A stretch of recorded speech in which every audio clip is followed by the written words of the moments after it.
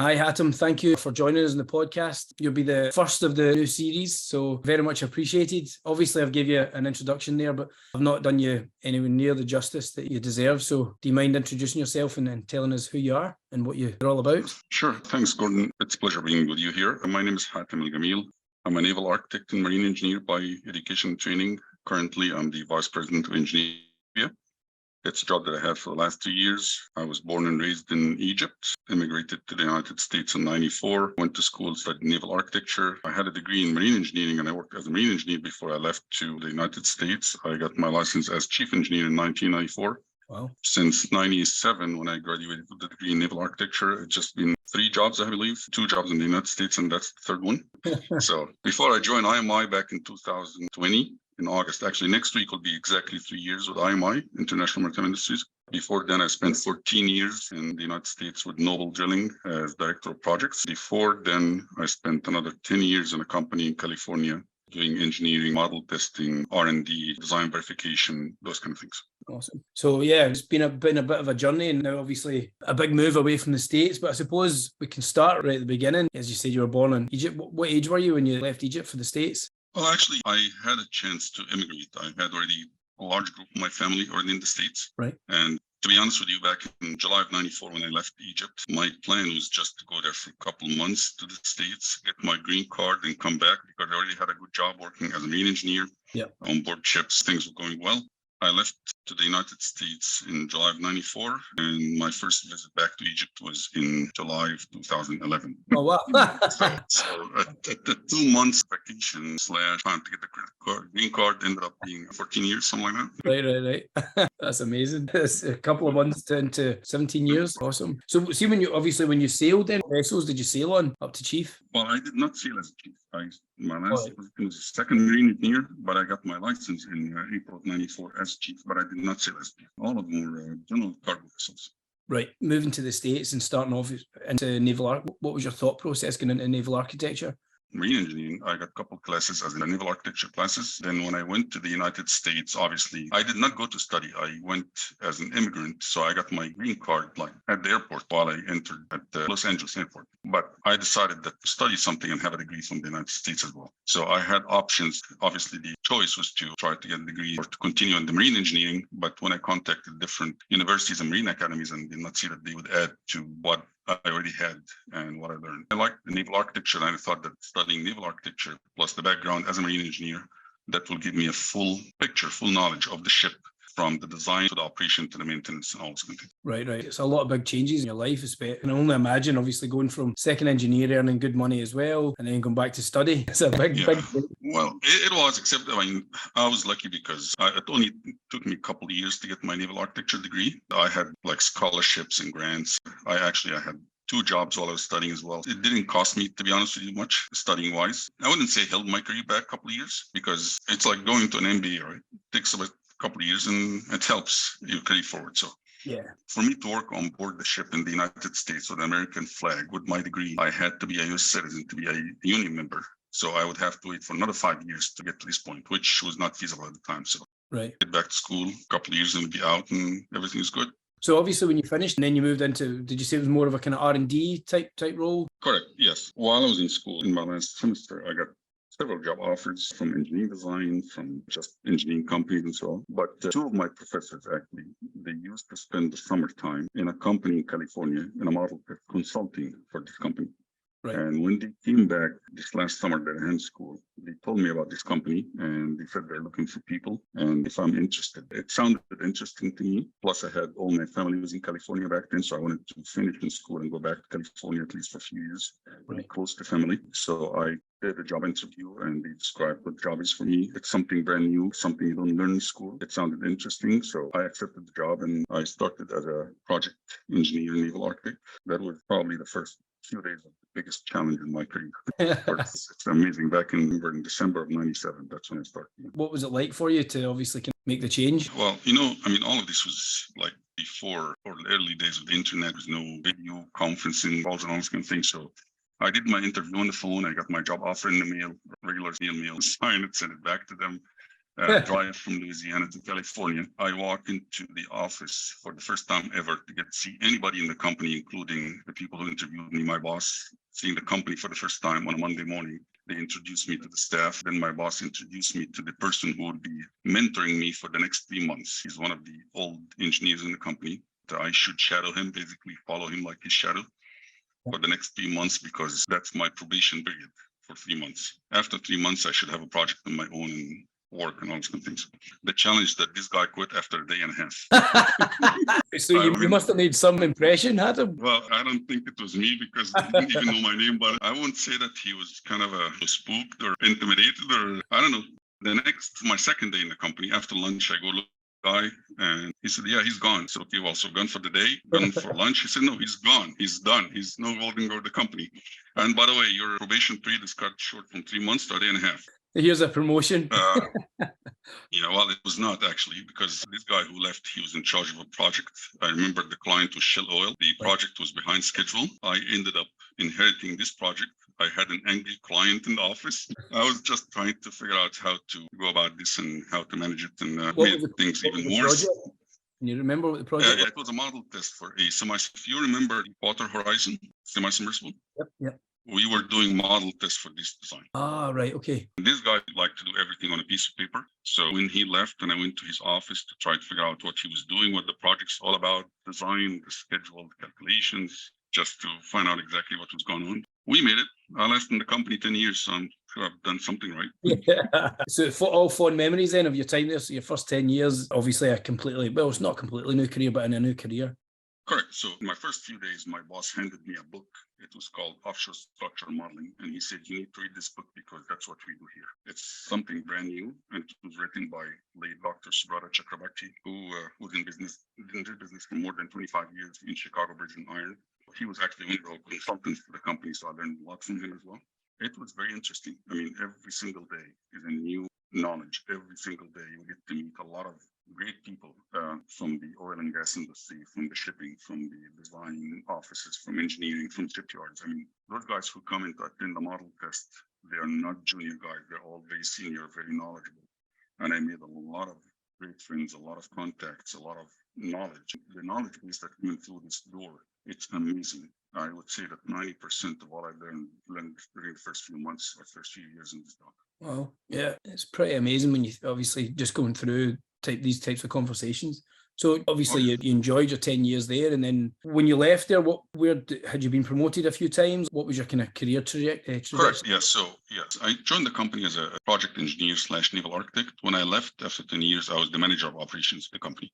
Right. So I was in charge of day-to-day operations, including personnel, technical output, financials, even marketing, because it was a very small company. So you had to do a lot of things. I was basically running the step back and manage his other businesses. And he let me run this entire company by himself. But because of all these clients and all these people that came through the company, I was recruited into the offshore drilling business from this company by Naval, which was at the time one of the big offshore drilling companies. The vice president engineer at the time, he actually tried to get me into Naval since '97. I wanted to see what happens, and I was not ready to go to Texas after just leaving Louisiana. So in 2005, he told me that Naval was in the process of a new build cycle, 26 rigs and drill ships, new build. And he said that he needed my assistance and my help, especially in the naval architecture part, dynamic positioning systems and analysis, those kind of things. What vessels were they then? What rigs were they? Yeah, they're all deep water offshore vessels like drill ships, semi-submersibles. Some of them are moored vessels, mostly dynamic positioning systems. Yeah. That was something that the company is getting into. He wanted somebody to help with this because all the knowledge that I gained in the model test facility and all the new designs. How did it feel making the change, obviously, from the testing side of things, going into psychologically? Were you apprehensive about it? No, for me, it was not actually a big change because I know those people. I used to travel to Houston quite a bit while I was in the model test in California because those are all our clients. I would sit with them, discuss the test results, discuss the reports, talk commercial, talk marketing. Pretty much almost every month, I would spend about a week in Texas meeting with all the clients. So I knew them, they knew me. There was nothing new about me, about this whole thing for me. The change actually was my family, because that's when my wife and kids moved with me to Texas. And that was the first time ever they go to Texas. So they're obviously, both my kids were born in California. My wife, we met and we got married in California. She went to school in California. So her family's in California. So the change from California to Texas for her, that was more of a big change. But again, we moved in 2006 and they're still there. Where did you move to? And was it Houston in Texas then? Correct. Yeah. The Naval office is in a suburb of southwest Houston. It's called Sugar Land. That's the office. And we moved to another suburb west of Houston. But the major city is Houston, Texas. What age were your kids then when you made the move?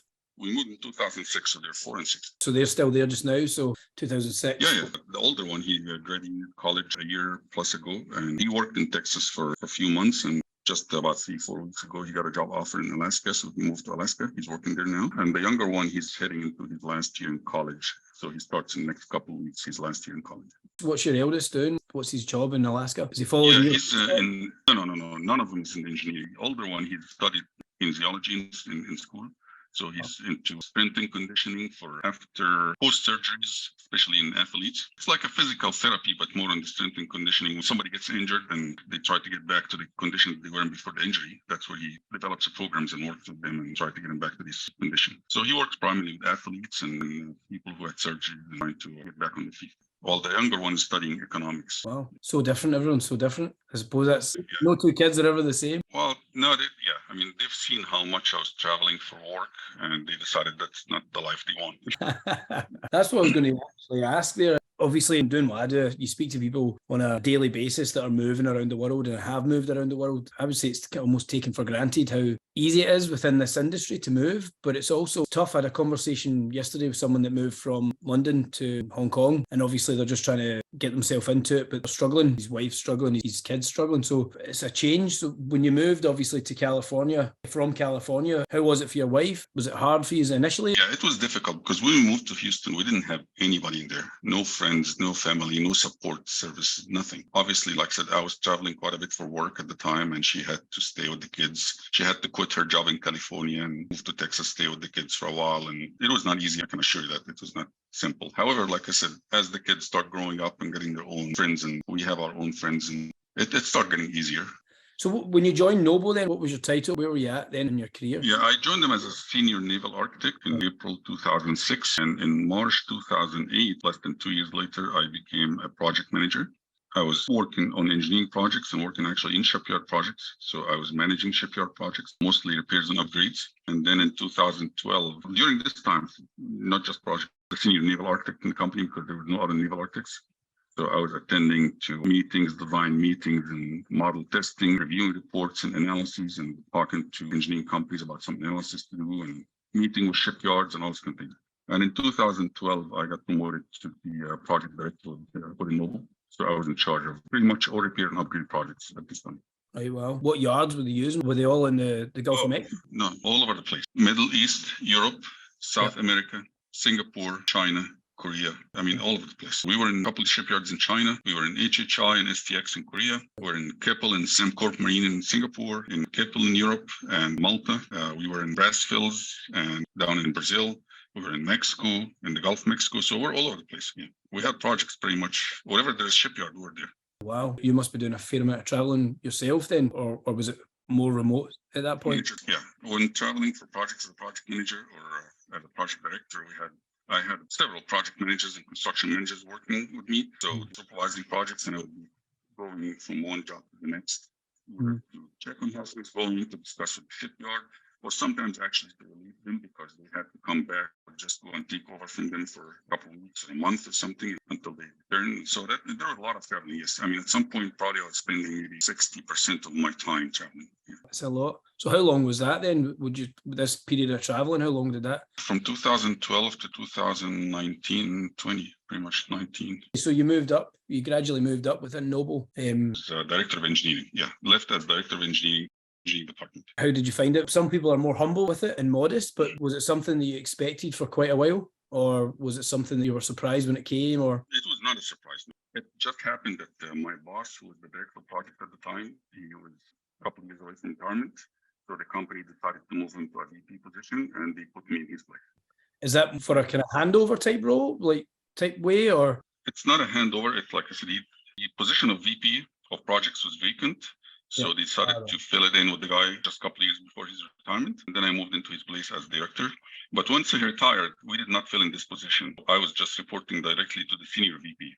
There was no VP of projects at the time. Yeah. And within that role, then, what was your kind of main challenges? What was your biggest development as a person and obviously professionally? Respect and make them understand that we're on the same page. We're trying to do the same thing. We're trying to achieve the same thing, and we got the same goal we're working for. And so I think that went well. Obviously, from the work side itself, the challenges for any project, especially repairs and upgrades, that you develop a scope of work, you develop a scope, a budget and schedule, and then you end up in a shipyard and things don't go as planned, and you find more work that needs to be done or delays because of some equipment delays, some accident in the shipyard, those kind of things. That's a constant challenge for any project in the shipyard. It's not something unique to us or to Noble or to myself. That's a typical project. Project management is all about budget and schedule. If you're building from scratch, there are challenges. However, the challenges are more if you just upgrading or repairing an existing asset that you don't operate, you don't know much about. When you come into the shipyard and start trying to enhance or remove or replace, you never know what you find. It's like remodeling a house, right? You never know what you find. You've actually, I know exactly what you mean. We moved in November. We bought a cottage that we're in at the moment. To be honest, it's still not finished. Every time we took a wall away or we took something down, we found rotten beams, and I can only imagine the corrosion that you'd find in some of the rigs. Yeah, I mean, you, for example, you come in to replace a piece of equipment and you remove the piece of equipment before you put the new one in, you find that the foundation is rotten out and you have to replace it. So that's something not in the plan, not in the budget. You just have to deal with it. Yeah, of course. Obviously, your time with Noble then, what would you look back on and say, like, or most fondly, what are the stories that you would tell your kids or your grandkids when they eventually come along? Like, the job was not easy. It was tough, fun when you look at it back this way. The long hours, 7 days a week, because we're in the shipyard. Shipyard works 7 days a week and long hours, especially in repairs and upgrades, because every single day we're in the shipyard, the company's not making money, they're losing money. So there's a lot of stress. You need to finish the job, get out of the shipyard, so we can get back in the field and start making our day rate. But the people that you meet and the people you work with, it's amazing, the friendships that you make during this whole thing, whether from the shipyard, whether from the crews of the rigs that you deal with, from the client side, just much as stressful as it would enjoyable. Sounds absolutely unbelievable. When you were doing all the traveling then and you're coming back with the stress, would you find yourself, obviously someone like yourself, you're going to be in demand as well. You've only been with 3 companies. Did you get a lot of attention from other companies? Did it take a bit to try and... I had some interest, but I mean, you can tell that I don't change jobs just for the sake of change jobs. It has to be some kind of a challenge. It has to be some kind of an incentive to do that. Or it has to be some kind of a good reason, solid good reason to do that. So for me to change from one drilling company to the next so I can get to make some few extra dollars, that did not really interest me. It had to be a certain challenge. After 14 years at Noble, you get to know the people, you get to know the system, you get to know the rigs, you get to know the crews and the clients, and this also has value on it. That's what made me think. Obviously, leaving Noble in 2020 was not really much of a choice. It was just the collapse in the oil prices, losing contracts, rigs going on standby, projects getting canceled. And then on top of that, COVID hit, things went just south from there. So that was not something that you could avoid. Of course, yeah. In terms of like your record then with the projects, when you look back over the amount that obviously that's spanning quite a few years, how good was your track record in terms of delivering on time, on budget? Well, he's retired now, so he would be happy to discuss this with you. But no, I would say that we did really well, to be honest. I mean, yes, of course, we had a couple of projects that ran away from us, but that was not our fault. It's just that the projects were not well defined from other people. The budget was set unrealistic, to be honest with you. And again, that's not by us. I mean, we just received the project budget and says, go ahead and do it. We say from day one that this is not doable the way it is and said, well, just try, do what you can. But when we sat down and we put the budget ourselves and we put the scope ourselves, we got the budget and the scope and the schedule approved, I think we did really well. Yeah, awesome. With the team of project managers and senior project managers, did you have a stable team? Was it the same people for the majority of the time? Or for the most part, yes. Those guys have been in the company for a long time. We had a couple of guys new get in and we train them and teach them and all those kind of things. But I would say probably 85-90% of the people, they were there when I was there and they were there when I left. How important would you say that is for the success of a team? It is extremely important, especially in the line of work that we did, because they know the system, they know the process, they know the shipyards, they know the people, they know the rigs. That's 90%, 95% of the job itself. You cannot just bring in somebody and expect him to send him You don't get this knowledge unless you have the people you work with for a long time. So obviously COVID hit, everything happened. What was your situation then? Did you work for a while before you found this role? Or I left in April 2020. In May 2020, I already accepted a job with International Maritime Industries. I started working with IMI. International Maritime Industries, we refer to as IMI in abbreviation. So I started working with IMI, started working in August 2020. And I started working remotely with them. Yeah, I was going to say, so you work remotely? For the first 3 months, yes, because the borders were closed, no visas being issued. So I worked remotely for the first 3 months. And that was another challenge because of the time difference. 9 hours time difference, it depends if it's summer or winter. I would start working around midnight in Houston time and finish about 10 o'clock in the morning. Wow. Because that's the time to be in the office. So attend the meetings, get on calls, all those things. But luckily that lasted only for about 3 months, 3.5 months. Right. And then the border opened. I was able to get a decent travel, and I was here physically since November 2020. How did you find the move? Obviously, you've done a few now, but without your wife, without the kids, how was that? That was challenging. Even though I've been to Saudi before for projects, for work, a couple of times, but obviously it was not too for as long. And I did not have to do what I did when I have to show up at the airport and they take care of them there. But when I move in here, obviously that's different because now you have to find accommodation. They have to find, something as simple as getting a driver's license, getting a medical, opening a bank account. All those kind of things you have to find on your own. You get some support from the company, but the expectation is that you do it. What helped me, obviously, is that I speak the language as well. So the language barrier was not an issue for me, and that helped. I see people coming in new to the country here and try to do all of this without speaking the language, and that gets 10 times more difficult. But the other challenge is, yes, I come from the Middle East, but I spent the last 29 years in the United States. So I can get used to a different system, different culture, different way of doing things. Here, everything is different. I'm not saying it's better, I'm not saying it's worse, it's just different. You have to get used to the new system and deal with it. Yeah. So what is your overall role just now then? What's your team like? What are you looking after? Yeah, so I joined IMI in, like I said, I accepted the job offer and I started in August 20. And about 3 months later, I got promoted to be the vice president of engineering. So I'm in charge of the entire engineering department that includes ship design, OSV designs, offshore drilling rigs design, repairs and upgrades, any kind of engineering job. For example, right now, we're working with companies to bid on offshore wind structure, floating wind structure for offshore, many kind of projects. IMI is a joint venture between 4 companies. Aramco, that owns 40% of IMI. HHI, Hyundai Heavy Industries, owns 20%. The Saudi shipping company called Bahri, which is the logistics arm shipping the oil for Aramco, they own 20% of the company. And Naval, which is a shipyard in the Middle East, owns 20% of the company. We're lucky because we started the company with a backlog of 10 years to build 52 vessels for Bahri and 20 offshore drilling rigs for Aramco in the next 10 years. Wow. We already have this offtake agreement, and right now we're working on a detailed design of the first jackup to be built in the country. Oh, cool. Awesome. What's the timeline on that? Well, the engineering is ongoing. We're about 65-70% complete right now with the detailed design and construction engineering. So obviously we can start today. It's just in the middle of the commercial discussion with the client right now to finalize the contract. Right. So what's your timeline on how many did you say? 10? 52 vessels, different type of vessels, from VLCCs to bulk carriers, tankers, dry chemical tankers, LNG vessels, all those kind of things. Yeah, wow. So that's a mix for all those vessels.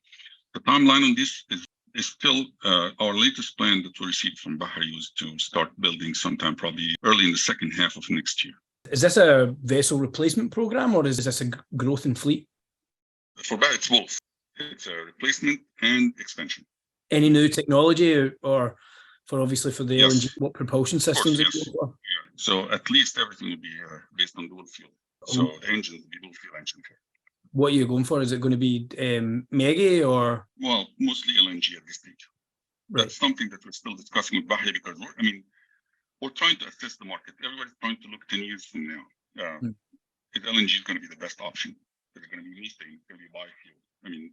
It is extremely difficult right now for us or for the operators, for the owners of the vessel, or for class society, or the dominant in 10 years from now. Obviously, a lot of things depend on, for example, bunkering capability in different places, the engine technology itself, operability, cost-wise. So there are a lot of things going on. However, everybody seems to be comfortable with the next few years with LNG.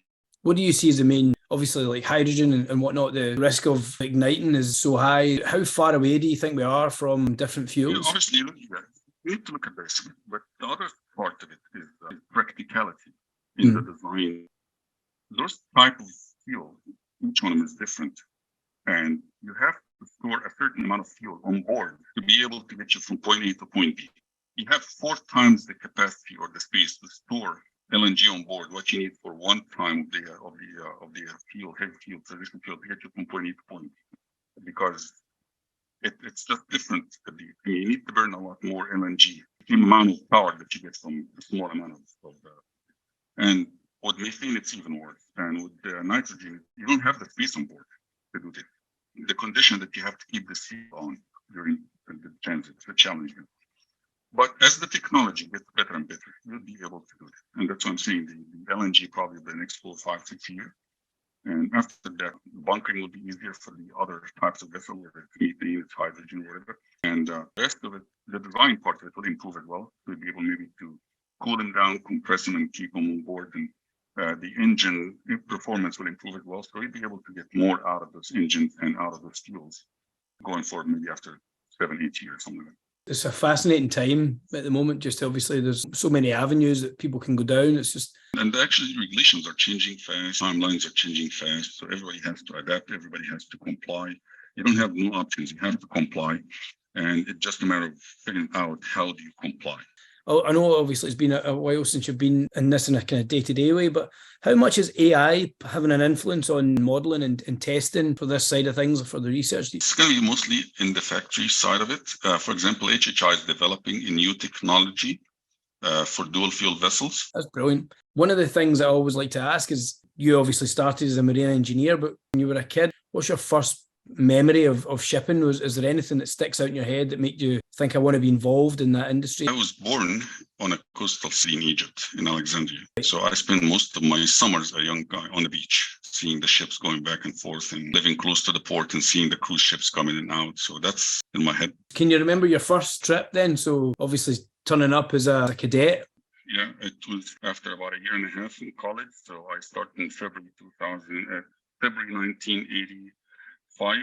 So it was 1986. That was my first trip on training ship for the academy. It was about a week from hell. We're a lot of people all crammed in one room underwater, old ship. So you get the heat, you get the smell, your ship rocking. Basically, I can tell you a lot of people, they got back from this trip and they decided that's not what they want to do. What kind of vessel was it? It was a small passenger vessel. Right. It was very small, very old passenger vessel. That's amazing to do it. What made you go back? I'd like to see everything to the end. Good. Let's go. Yeah, I know that people do this for a living, so I can just back out now. And then 40 years later. Exactly. I'm glad I did this only for about 5 years after, but it was good enough to get the knowledge, get the system, the operation, the maintenance, all those kind of things. Which, as of today, I'm using this knowledge every single day. Yeah, awesome. It's valuable. When you get to take a diesel engine down to the nuts and bolts by hand to the frame and then put it back, you're talking like large diesel engines and pumps and purifiers and motors and pipes and clean purifiers and clean heat exchangers and all that kind of things. It's very valuable knowledge. It's very valuable. You've seen both sides. What would you recommend to someone that's a marine engineer, they're sailing, has thought about obviously going into naval architecture? Or the other side of it would be, what would you recommend? It depends on the person themselves. Sailing on ships is not for everybody. I'm being honest with you. It's not. You're away from home for a long period, especially if you have family and kids, because I'm lucky because at this time I did not have kids. I was not married. So I'm a single guy. I can travel for 3 months, 4 months. So what? I'm jumping from one port to the next, from Amsterdam to Antwerp to Bremen to Hamburg. Yeah, it's fun, right? Until you get caught in a storm, then it's not fun. Or the engine dies while in the middle of the ocean and the bridge is calling every 5 minutes how much you have left because the storm is coming. That's not fun. But you forget about it and things go on. And next day the sun comes up and everything's fine, no problem. It's not a career for everybody. you really have to love it. You'd have to really like what you want, and that's what you want to do. Otherwise, of course, naval architecture is fun. It's a lot of fun. It's not easy because you have to be good in electrical and mechanical and structural and hydrodynamics and computers and modeling and all those kind of things. Naval architecture is like you're designing a city, right? You're designing a city. People live on board. You have to have power. You have to have accommodation. You have to have water. You have to have sewage treatment plant. You have to have food. You have to have, and then you have to operate the vessel itself. So it's not easy. It's a lot of things. Obviously, people specialize, like some of them go into the structural, some go into the mechanical. But the true naval architect who knows about all of this and knows a little bit about electrical, about mechanical, about structural, about, of course, naval architecture, analysis, and all those kind of things, that's what makes people valuable. Again, if I would have to do it all over again, I would not change a thing. I enjoyed both sides of it. I'm not saying that I can go back now and be on board the ship as a marine engineer. I still go back on board when I do sea trials, for example, manage sea trials and stuff like that when I did that with Naval. But that's just for a couple of weeks. That's easy. Not traveling for 6 months like I used to. Oh, that's amazing. Well, Hatem, shukran. I think there's something like 65 countries in every continent. So there's bound to be some naval arcs in there that would be absolutely love to hear what you've done and what you would say. Thank you. No, pleasure.